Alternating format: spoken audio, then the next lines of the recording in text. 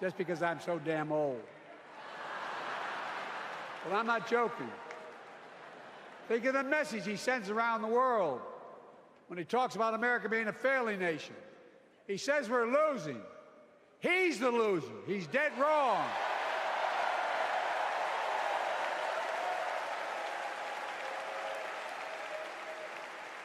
Many of you are very successful people who travel the world. Name me a country in the world that doesn't think we're the leading nation in the world. Without America, not a joke, think about it. I'm being literal.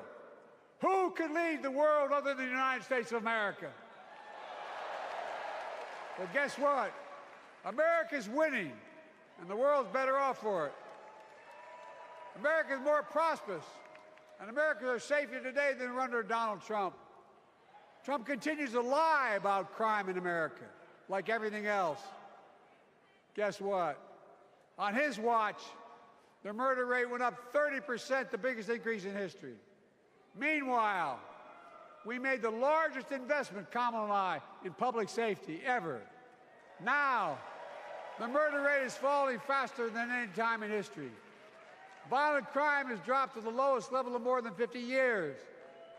And crime will keep coming down when we put a prosecutor in the Oval Office instead of a convicted felon.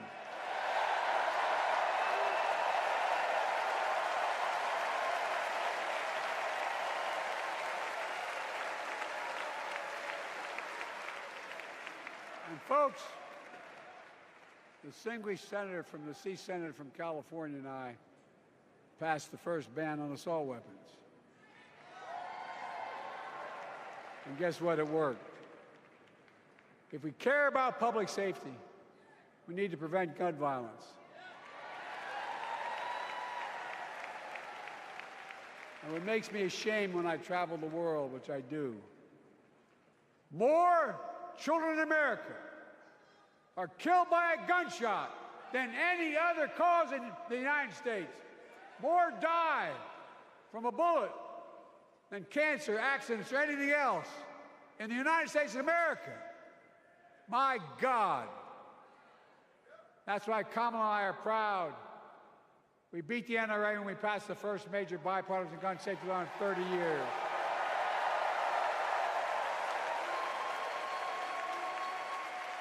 I'm serious. That comes from here. And now it's time to ban assault weapons again. And demand universal background checks.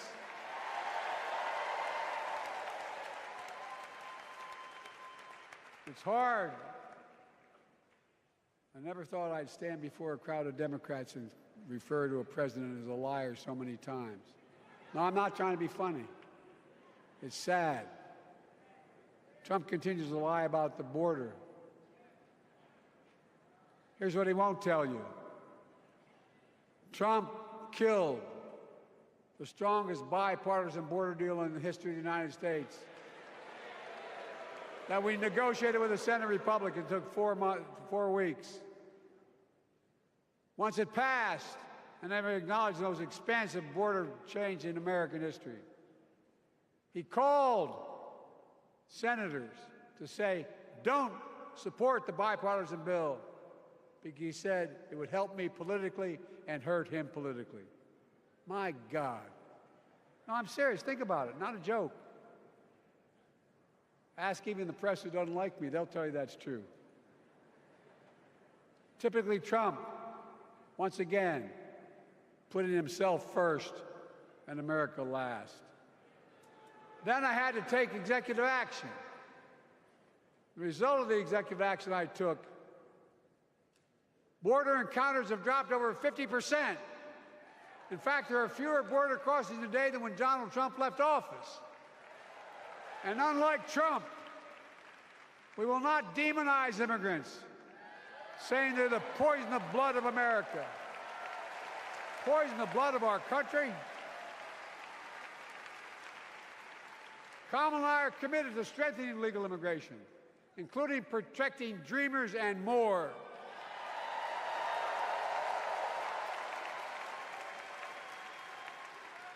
And here's what else I believe in: protecting your freedom to vote, your freedom to love who you love,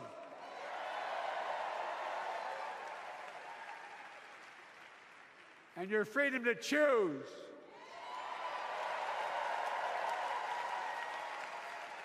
In its decision overturning Roe v. Wade, as you heard earlier tonight, the United States Supreme Court majority wrote the following, quote, "Women are not without electoral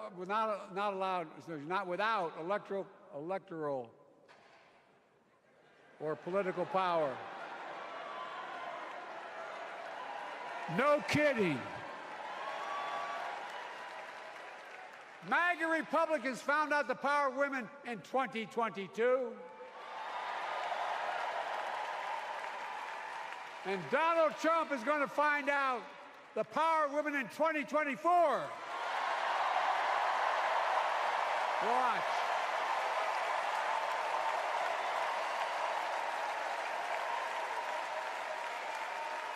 And where Trump and his mega Republican right-wingers seek to erase history, we Democrats continue to write history and make more history. I'm proud to have kept my commitment to appoint the first black woman in the United States Supreme Court.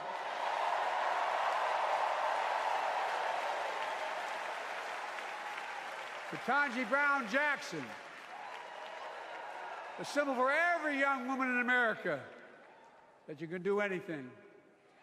I'm proud that I've kept my commitment to have an administration that looks like America and that taps in to the full talent of our nation. The most diverse cabinet in history, including the first black woman of South Asian descent to serve as vice president, and will soon serve as the 47th president of the United States.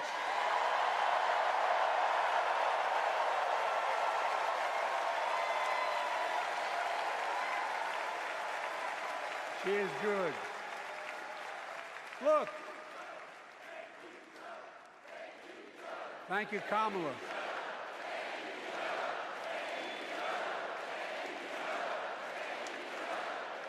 Folks, I've long said we have many obligations as a nation, but I got in trouble years ago for saying I'd make no apologies.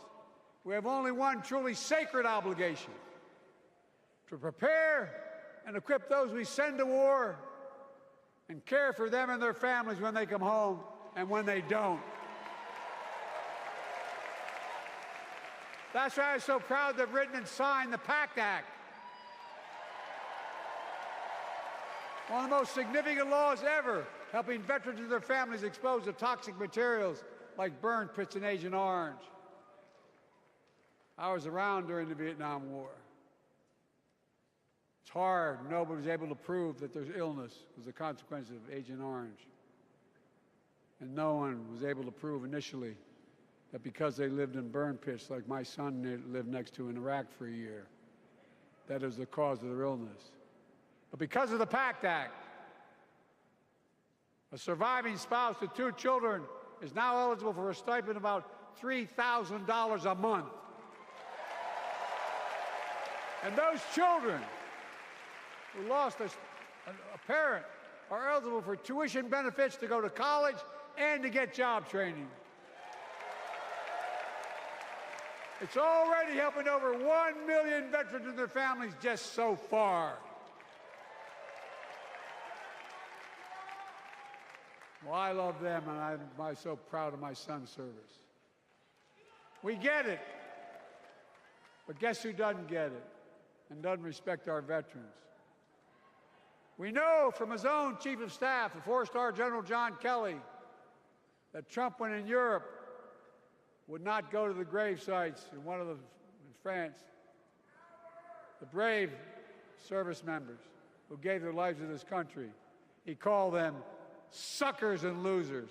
Who in the hell does he think he is? Who does he think he is? There's no words for a person.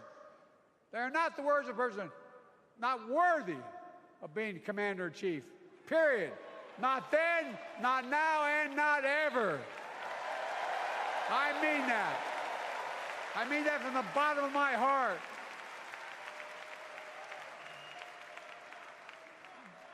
Just as no commander-in-chief should ever bow down to a dictator, the way Trump bows down to Putin. I never have, and I promise you, Kamala Harris will never do it. Will never bow down. When Trump left office, Europe and NATO was in tatters. Not a joke. America First doctrine changed our whole image in the world. Well, they gave the hours, about 190 hours sum total, than my counterparts or heads of state in Europe, to strengthen NATO. We did. We united Europe like it hadn't been united for years, adding Finland and Sweden to NATO. 10 days before he died, Henry Kissinger called and said, not since Napoleon has Europe not looked over their shoulder at Russia with dread, until now. Until now. Well, guess what? Putin thought he'd take Kyiv in 3 days. 3 years later, Ukraine is still free.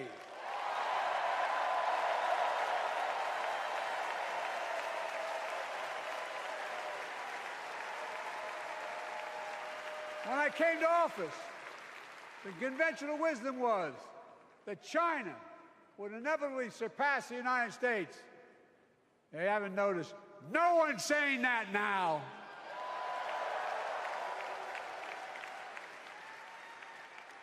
And we'll keep working to bring hostages home and end the war in Gaza and bring peace and security to the Middle East.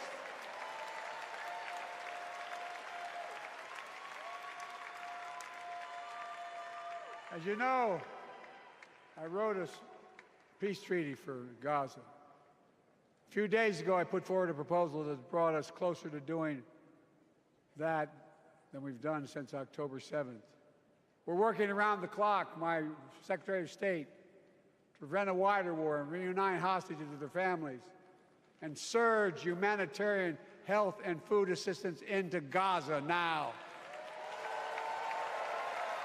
To end the civilian suffering of the Palestinian people, and finally deliver a ceasefire and end this war.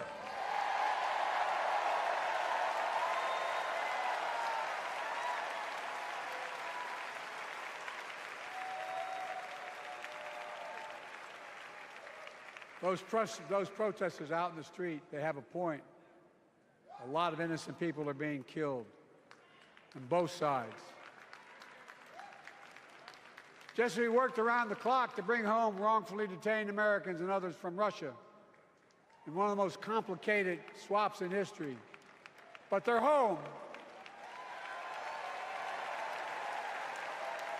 Kamala and I are going to keep working to bring all Americans wrongfully detained around the world home. I mean it. Folks, I've got 5 months left in my presidency. I've got a lot to do. I intend to get it done.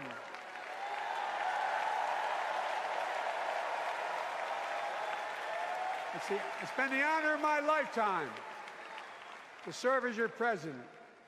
I love the job, but I love my country more.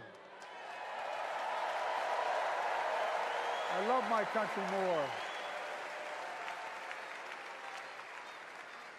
And all this talk about how I'm angry at all those people who said I should step down, that's not true.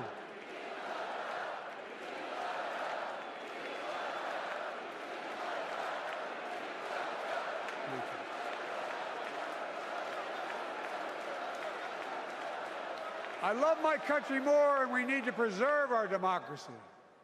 In 2024, we need you to vote. We need you to keep the Senate. We need you to win back the House of Representatives. And above all, we need you to beat Donald Trump.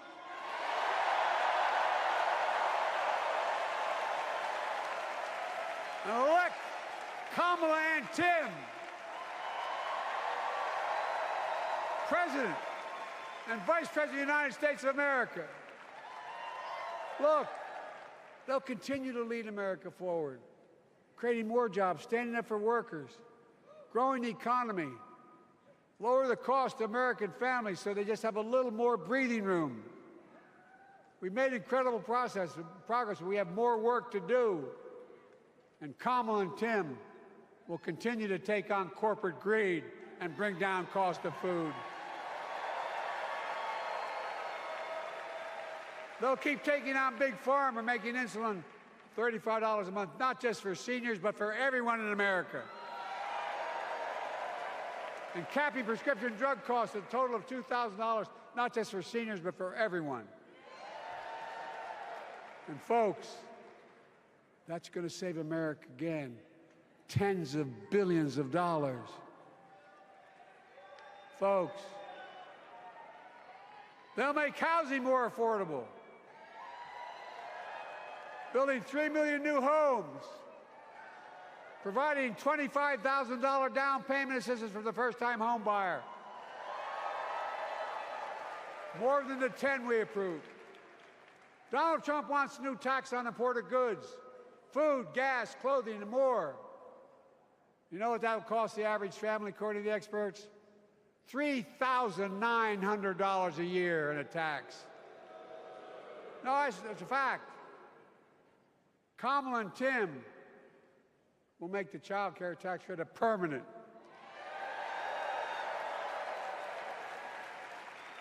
Lifting millions of children out of poverty and helping millions of families get ahead. But you know what Trump has? He created the largest debt any president had in 4 years with his $2 trillion tax cut for the wealthy. Well, Trump has a new plan. He wants to provide a $5 billion tax cut for corporations and the very wealthy. Read it. Put us further in debt. And folks, you know we have 1,000 billionaires in America. You know what their average tax rate they pay? 8.2%. If we just increased their taxes, we proposed to 25%, which isn't the highest tax rate even, it would raise $500 billion new dollars over 10 years. They'd still be very wealthy. Look, Kamala and Tim are going to make them pay their fair share. They'll protect Social Security and Medicare. Trump wants to cut Social Security and Medicare. Kamala and Tim will protect your freedom. They'll protect your your right to vote. They'll protect your civil rights. And you know Trump will do everything to ban abortion nationwide. Oh, he will. You know, Kamala and Tim will do everything they possibly can. That's why you have to elect a Senate and a House to restore Roe v. Wade.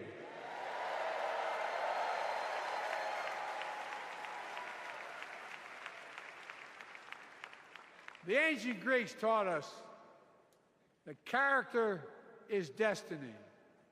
Character is destiny.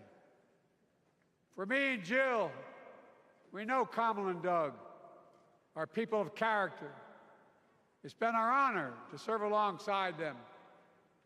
And we know that Tim and Gwen Walz are also people of great character. Selecting Kamala was the very first decision I made when I became our nominee. And it was the best decision I made my whole career.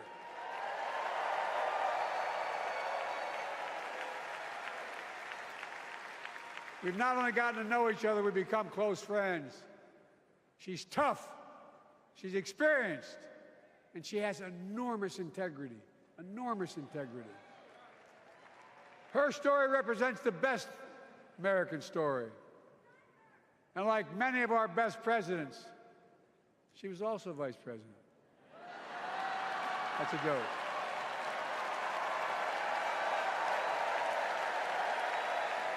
But she'll be a president our children can look up to. She'll be a president respected by world leaders because she already is. She'll be a president we can all be proud of. And she will be a historic president who puts her stamp on America's future.